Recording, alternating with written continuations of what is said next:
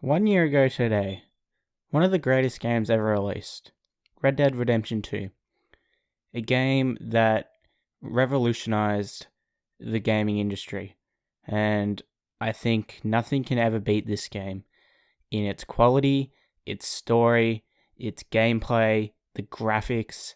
Everything is top tier in this game, and nothing in the past year has even come close to reaching the levels that Red Dead Redemption 2 did. Hi, I'm Seth from Silver Soul Gaming, and welcome to this week's video about Red Dead Redemption 2. It has been one whole year since that game released, and I've just replayed it over the last month or so in preparation for this video, and let me just say, I've had a fucking blast playing it, and it is no different to the first time I played it, which is something I don't really say very often about playing games, or replaying them rather.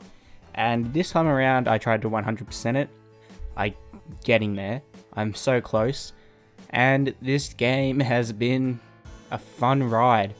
Exploration is amazing, and there's no other game like it that makes me want to explore, and especially at such a slow pace. It's so strange, but it's so amazing, and it feels so good to just explore in this game.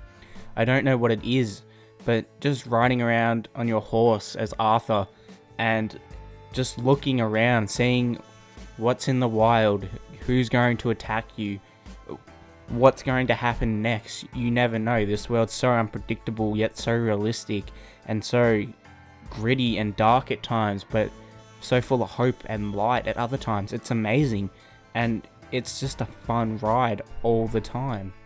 Now, as I replayed it, especially going for 100%, I tried to do everything as much as I could as Arthur before he dies in the game.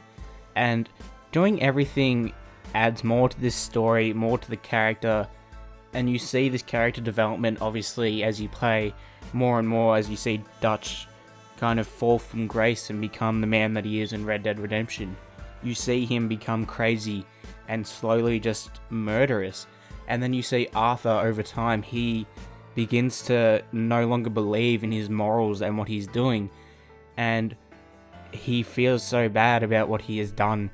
And then when he is diagnosed with tuberculosis, you only further see this descent and these oh shit moments kind of from Arthur, where he's like, what have I done with my life? And then the whole side story with Mary, which isn't even playable in this game, because if you choose to be a bad honor kind of character, or someone who doesn't really care about the side content, you're losing so much of this character development within the game. And it's funny though, because as I was replaying it, even when you're diagnosed with tuberculosis, you can kind of choose to not seek redemption. Yet the game obviously pushes you towards that, but you can choose not to, which I think is funny, in that Rockstar gave you the option to just be a cunt throughout this whole game.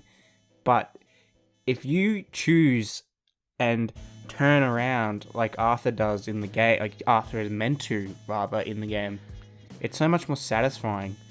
And it's obvious now through my second replaying, something I didn't notice was that Rockstar really pushed the player to be dishonorable in the first 3/4 half of the game.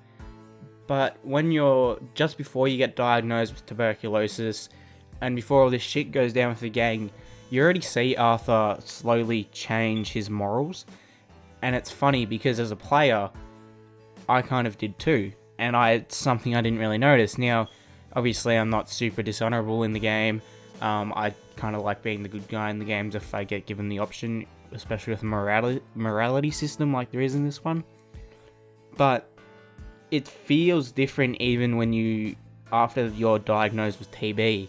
It's funny. And then the options in the game become much more severe and much more significant to the character. And then if you choose to be dishonorable, cutscenes reflect upon that. Whereas if you choose to be honorable, everyone thinks Arthur is the greatest man ever in the gang, and that he is probably the best person within the gang, and it's so unfortunate that he has to die. And he's the only one that's been diagnosed with a terrible disease. And then you've got Micah, who I think Rockstar did an amazing job of making possibly one of the most hated villains in all of video game history. And he fully embodies this kind of evil, this tone that follows him everywhere he goes. He has this sense about him. And I don't know what they've done. I can't quite put my finger on it, but every time I see him, I want to fucking strangle him. And it's funny because I never noticed it until really this second playthrough. Now, obviously, as you know, because he's kind of the reason why the whole gang kind of falls apart, and he's in Dutch's ear, and he further makes Dutch kind of go down that crazy road. You know, obviously I kind of hated him from the beginning, but even still, Rockstar have just written him so well to be more hated, whereas Dutch, you almost feel not sympathetic, but you don't hate him because you know that he is a good man, and you see glimpses of it early in the game, but you see how he has become the man that he is in Red Dead 1, and then you even see how he's able to manipulate the Native Americans and how that kind of works into Red Dead 1 as well. And you just see how he's able to use people in order to get what he wants, especially near the end of the game. And as you see him no longer care about the members of his gang, and he slowly turns into the thing that he hates, like Combe or Driscoll, who is kind of like another antagonist in the game. It's really interesting and fun. Now, obviously, the gunplay in this game, it's still great. I do think Rockstar obviously it really needs to be refined. I don't know what it is, but whatever Rockstar game they kind of release, their shooting always feels clunky, but this game is kind of a culmination of the last few years of Rockstar games, it feels like, where they've slowly been refining this process from about LA Noire onwards. Like, you've had LA Noire, Red Dead, Max Payne 3, GTA 5. Those games all have features in them. All of these ideas and features have been implemented into this open world game where realism is such an important part whilst it's not, and the gameplay is amazing, the exploration is amazing, the story is quite possibly one of the best stories in media in general, and it's something so rare that you don't see in video games anymore. Or at all, not even anymore. I don't think this has really been done before. Like God of War, yes, I think God of War touches upon that kind of story element and the gameplay element. I think God of War is almost equal with Red Dead, but that's another video entirely about that game. But Red Dead 2 is just quite simply one of the greatest games ever made. And 1 year onwards, after just having shit release after shit release this year, I don't know if it's because the games are actually terrible, or if Red Dead 2's almost ruined games for me, personally. I don't know what it is. But when I play something like Jump Force, like I talked about earlier in the year, I just couldn't enjoy it. And then when you got Days Gone, it was a good game, it definitely wasn't great. But even then, as a good game and a PlayStation exclusive, you expect something more. Something at that kind of Horizon Zero Dawn, Red Dead 2, God of War level. But you just don't get it, and then it's frustrating. But the only other games that I think come close to this kind of level that Red Dead 2 brings is Last of Us, God of War, Horizon, Uncharted. Those are some of the very few games I think that we have anymore that come close to this level. GTA is a different kind of animal in itself, as in it's kind of a parody take on American culture, whereas Red Dead 2, obviously it's about redemption and how so much shit can happen to you and how your morals can change just like that in an instant because of one stupid decision, or because of the world is no longer what you think it is or what you perceived it to be. And it's an amazing story, and it's quite sad. It's quite frankly one of the few games that has made me physically cry. There's not many games that have come to that.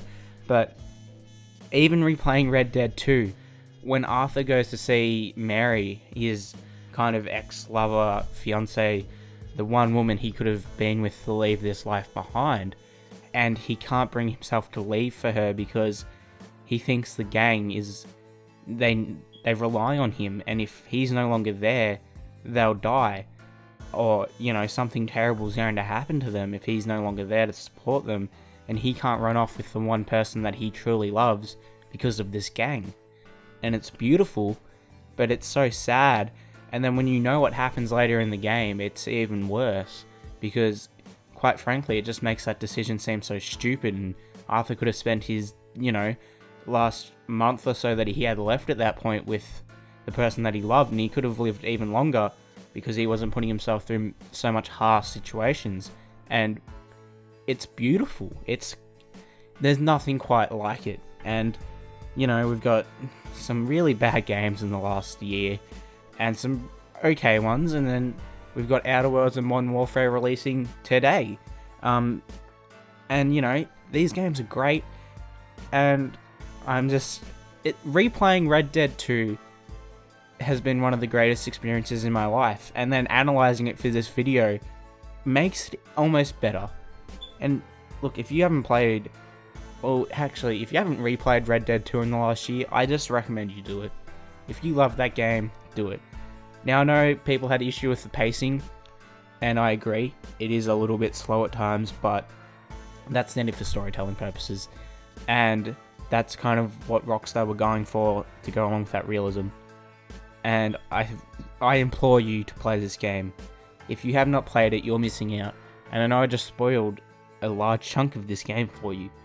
I spoiled the whole game for you, but you need to fucking play it. Just replay this game. Replay it next year, right before Last of Us. Especially with that game being delayed now, you've got something to play. Replay Red Dead 2. And I recommend doing everything you can to get that 100%, or just get majority of the game done, because doing those extra things in this game only make it 10 times better for storytelling, narrative, even gameplay.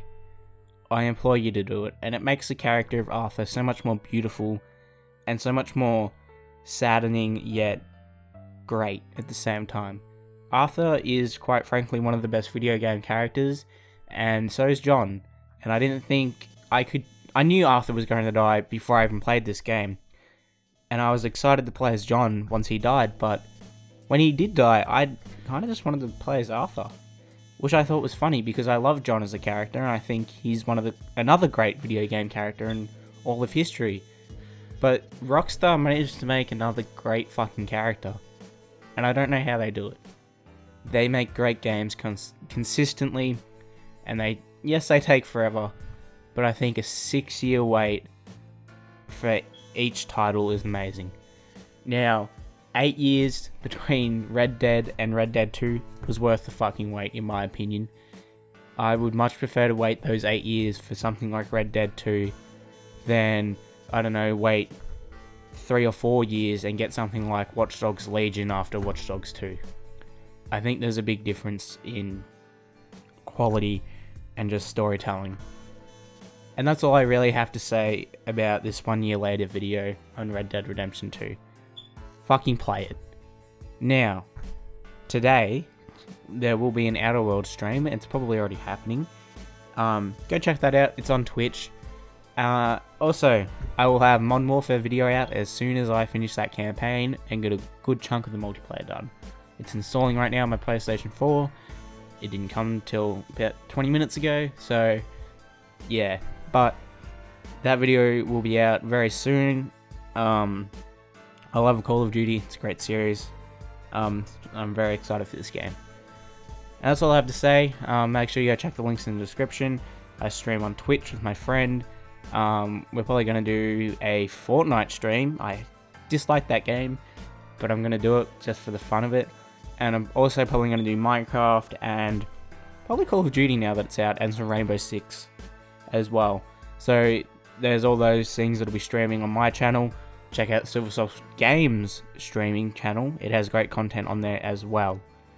And check out our website. It's got great articles. There'll be an Outer Worlds review up by someone else. I'm not quite sure who's writing that, but someone will write that up. And I'll probably put my own thing out there about Call of Duty on this YouTube channel, and there'll also be an article about Call of Duty up on the website written by someone else, so you can get two completely different opinions about the game, and you can use what I say in the video and what you read in the article to kind of get a good informed decision. And that's all I've got to say.